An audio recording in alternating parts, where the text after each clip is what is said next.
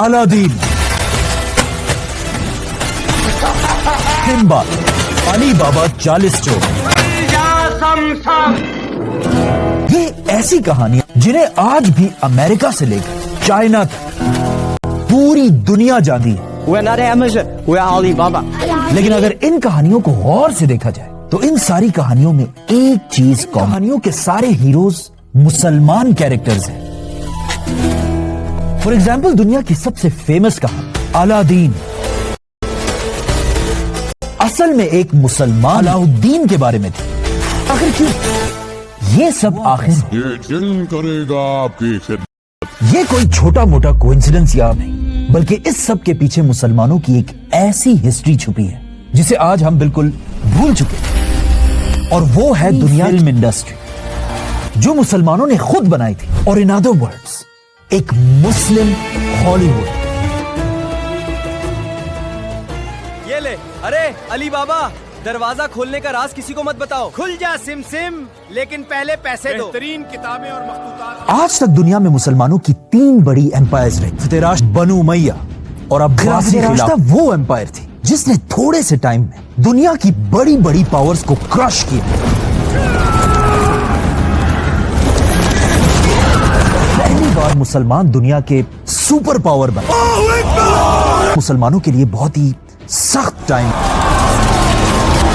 کیونکہ اس وقت مسلمان صرف جنگوں اور جنگوں میں ہی بزی تھے. لیکن جیسے خلافت راشدہ اپنی طاقت کی پیک پر پہنچی، خلافت راشدہ دنیا سے ختم کر دی گئی،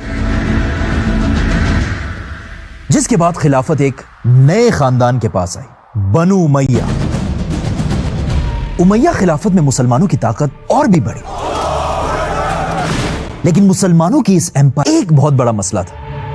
بنو امیہ عربوں کی خلافت تھی جو صرف عربوں کو ہی بادشاہ سمجھتے تھے اور باقی قوموں اپنا غلام کہتے تھے.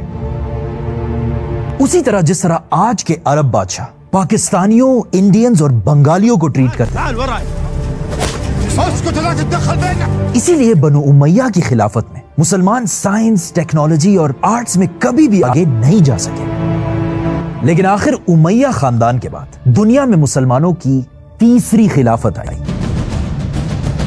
جس نے آنے والے مسلمانوں کو نہیں بلکہ پوری دنیا کو ہمیشہ کے لیے بدل کر رکھ دیا،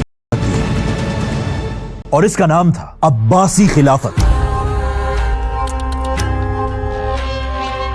جسے آج تک پوری دنیا ایک ہی نام سے جانتی ہے، دا گولڈن ایج آف اسلام.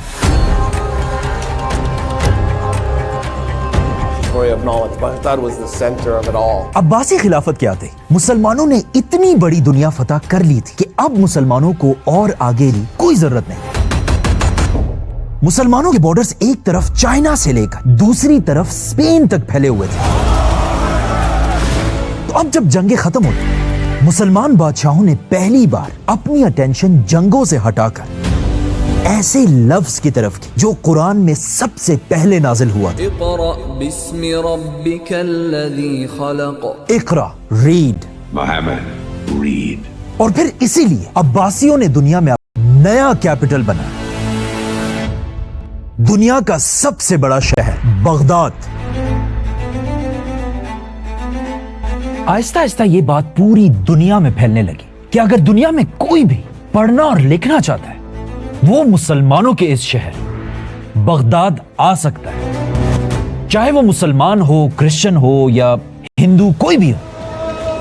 تو آف کورس یہ سب ہمیں جتنے بھی سمارٹ اور جینیس لوگ تھے وہ اپنے اپنے علاقے یورپ، چائنا، انڈیا کو چھوڑ کر بغداد کی طرف بڑھنے لگے، جس طرح آج دنیا کے جینیس لوگ امریکہ کی طرف جاتے ہیں. International students have come to the US. Students studied in the United States. اسی طرح عباسی خلافت کا کیپٹل بغداد دنیا کے علم اور نالج کا سینٹر بننے لگا.